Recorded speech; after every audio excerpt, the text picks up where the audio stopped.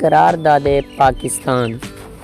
22 مارچ سے 24 مارچ 1940 عیسوی کو لاہور کے منٹو پارک میں آل انڈیا مسلم لیگ کے 3 روزہ سالانہ اجلاس کے اختتام پر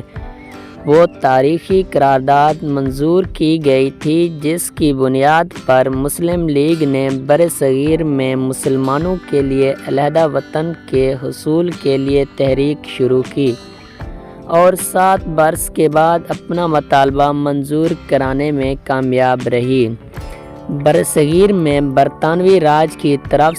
سے اقتدار عوام کو سونپنے کے عمل کے پہلے مرحلے میں یعنی 1936 اور 37 میں جو پہلے انتخابات ہوئے تھے ان میں مسلم لیگ کو بری طرح سے ہزیمت اٹھانی پڑی تھی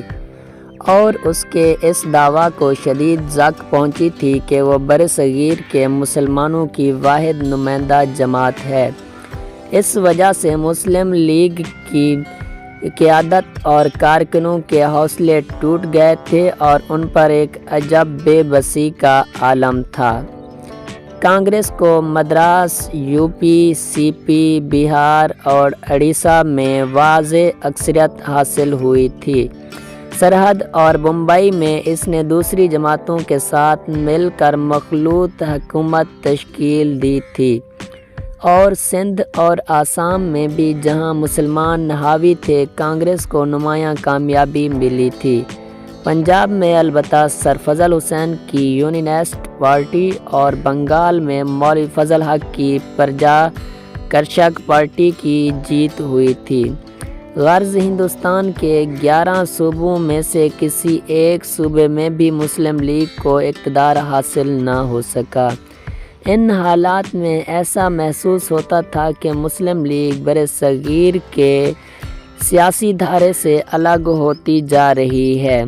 اس دوران میں کانگریس نے جو پہلی بار اقتدار کے نشے میں کچھ زیادہ ہی سرشار تھی ایسے اقدامات کیے جن سے مسلمانوں کے دلوں میں خدشات اور خطرات نے جنم لینا شروع کر دیا۔ مثلاً کانگریس نے ہندی کو قومی زبان قرار دے دیا، گائے کشی پر پابندی عائد کر دی اور کانگریس کے ترنگے کو قومی پرچم کی حیثیت دی۔ اس صورت میں مسلم لیگ کی اقتدار سے محرومی کے ساتھ اس کی قیادت میں یہ احساس پیدا ہو رہا تھا کہ مسلم لیگ اقتدار سے اس بنا پر محروم کر دی گئی ہے کہ وہ اپنے آپ کو مسلمانوں کی نمائندہ جماعت کہلاتی ہے۔ یہی نقطہ آغاز تھا مسلم لیگ کی قیادت میں 2 جدا قوموں کے احساس کی بیداری کا۔ اسی دوران میں دوسری جنگ عظیم کی حمایت کے عوض اقتدار کی بھرپور منتقلی کے مسئلہ پر برطانوی راج اور کانگریس کے درمیان مناقشہ ہوا اور کانگریس اقتدار سے الگ ہو گئی تو مسلم لیگ کے لیے کچھ دروازے کھلتے دکھائی دیے اور اسی پس منظر میں لاہور میں آل انڈیا مسلم لیگ کا یہ 3 روزہ اجلاس 22 مارچ کو شروع ہوا۔ اجلاس سے 4 روز قبل لاہور میں علامہ مشرقی کی خاکسار جماعت نے پابندی توڑتے ہوئے ایک عسکری پریڈ کی تھی جس کو روکنے کے لیے پولیس نے گولیاں چلائیں۔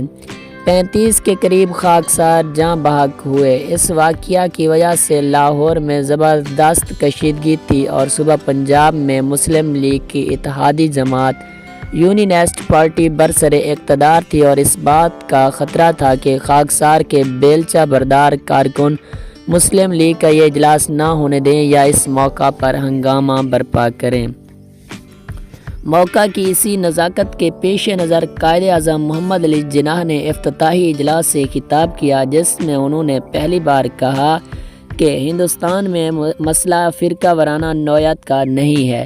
بلکہ بین الاقوامی ہے، یعنی یہ 2 قوموں کا مسئلہ ہے۔ انہوں نے کہا کہ ہندو اور مسلمانوں میں فرق اتنا بڑا اور واضح ہے کہ ایک مرکزی حکومت کے تحت ان کا اتحاد خطرات سے بھرپور ہوگا۔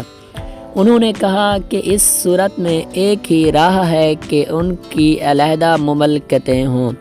دوسرے دن انہی خطوط پر 23 مارچ کو اس زمانہ کے بنگال کے وزیر اعلیٰ مولوی فضل حق نے قرارداد لاہور پیش کی۔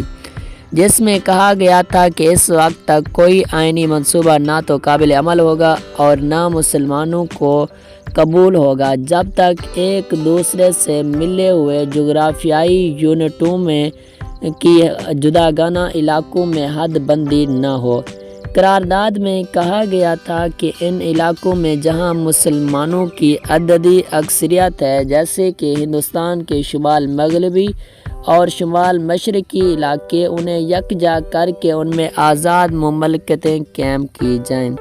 جن میں شامل یونٹوں کو خود مختاری اور حاکمیت اعلیٰ حاصل ہو۔ مولوی فضل حق کی طرف سے پیش کردہ اس قرارداد کی تائید یو پی کے مسلم لیگی رہنما چودھری خلیق الزمان، پنجاب سے مولانا ظفر علی خان، سرحد سے سردار اورنگزیب، سندھ سے سر عبداللہ ہارون اور بلوچستان سے قاضی عیسیٰ نے کی۔ قرارداد 23 مارچ کو اختتامی اجلاس میں منظور کی گئی۔ اپریل 1941 عیسوی میں مدراس میں مسلم لیگ کے اجلاس میں قرارداد لاہور کو جماعت کے آئین میں شامل کر لیا گیا اور اس کی بنیاد پر پاکستان کی تحریک شروع ہوئی، لیکن اس وقت بھی ان علاقوں کی واضح نشاندہی نہیں کی گئی تھی جن پر مشتمل علیحدہ مسلم مملکتوں کا مطالبہ کیا جا رہا تھا۔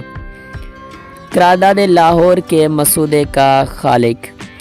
غالباً بہت کم لوگوں کو اس کا علم ہے کہ قرارداد لاہور کا اصل مسودہ اس زمانہ کے صوبہ پنجاب کے یونینسٹ وزیر اعلیٰ سر سکندر حیات خان نے تیار کیا تھا۔ یونینسٹ پارٹی اس زمانہ میں مسلم لیگ میں ضم ہو گئی تھی اور سر سکندر حیات خان صوبہ پنجاب میں مسلم لیگ کے صدر تھے۔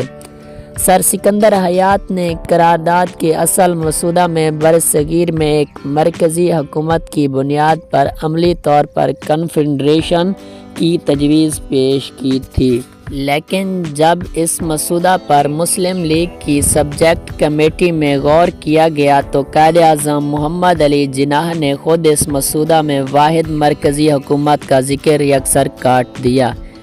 سر سکندر حیات خان اس بات پر سخت ناراض تھے اور انہوں نے 11 مارچ 1941 کو پنجاب کی اسمبلی میں صاف صاف کہا تھا کہ ان کا پاکستان کا نظریہ جناح صاحب کے نظریہ سے بنیادی طور پر مختلف ہے۔ ان کا کہنا تھا کہ وہ ہندوستان میں ایک طرف ہندو راج اور دوسری طرف مسلم راج کی بنیاد پر تقسیم کے سخت خلاف ہیں اور وہ ایسی بقول ان کے تباہ کن تقسیم کا ڈٹ کر مقابلہ کریں گے، مگر ایسا نہ ہوا۔ سر سکندر حیات خان دوسرے سال 1942 میں 50 سال کی عمر میں انتقال کر گئے۔ یوں پنجاب میں محمد علی جناح کو شدید مخالفت کے اٹھتے ہوئے حصار سے نجات مل گئی۔ 1940 کے دلی کنونشن میں پاکستان کے مطالبہ کی قرارداد حسین شہید سہروردی نے پیش کی اور یو پی کے مسلم لیگی رہنما چودھری خلیق الزمان نے اس کی تائید کی تھی۔ قرارداد لاہور پیش کرنے والے مولوی فضل حق اس کنونشن میں شریک نہیں ہوئے کیونکہ انہیں 1941 میں مسلم لیگ سے خارج کر دیا گیا تھا۔ دلی کنونشن میں بنگال کے رہنما ابو الہاشم نے اس قرارداد کی پرزور مخالفت کی اور یہ دلیل پیش کی کہ یہ قرارداد لاہور کی قرارداد سے بالکل مختلف ہے جو مسلم لیگ کے آئین کا حصہ ہے۔ ان کا کہنا تھا کہ قرارداد لاہور میں واضح طور پر دو مملکتوں کے قیام کا مطالبہ کیا گیا تھا، لہٰذا دلی کنونشن کو مسلم لیگ کی اس بنیادی قرارداد میں ترمیم کا قطعی کوئی اختیار نہیں۔ ابو الہاشم کے مطابق قائد اعظم نے اسی کنونشن میں اور بعد میں بمبئی میں ایک ملاقات میں یہ وضاحت کی تھی کہ اس وقت چونکہ برصغیر میں دو الگ الگ دستور ساز اسمبلیوں کے قیام کی بات ہو رہی ہے، لہٰذا دلی کنونشن کی قرارداد میں ایک مملکت کا ذکر کیا گیا ہے۔ البتہ اس وقت جب پاکستان کی دستور ساز اسمبلی آئین مرتب کرے گی تو وہ اس مسئلہ کی حتمی ثالث ہوگی اور اسے 2 علیحدہ مملکتوں کے قیام کا فیصلہ کرنے کا اختیار ہوگا، لیکن پاکستان کی دستور ساز اسمبلی میں نہ تو قائد اعظم کی زندگی میں اور نہ اس وقت جب سن 1956 میں ملک کا پہلا آئین منظور ہو رہا تھا برصغیر میں مسلمانوں کی 2 آزاد اور خود مختار مملکتوں کے قیام پر غور کیا۔ 25 سال کی سیاسی اتھل پتھل اور کشمکش اور 1971 عیسوی میں بنگلہ دیش کی جنگ کی تباہی کے بعد البتہ برصغیر میں مسلمانوں کی 2 الگ الگ مملکتیں ابھریں جن کا مطالبہ قرارداد لاہور کی صورت میں آج بھی محفوظ ہے۔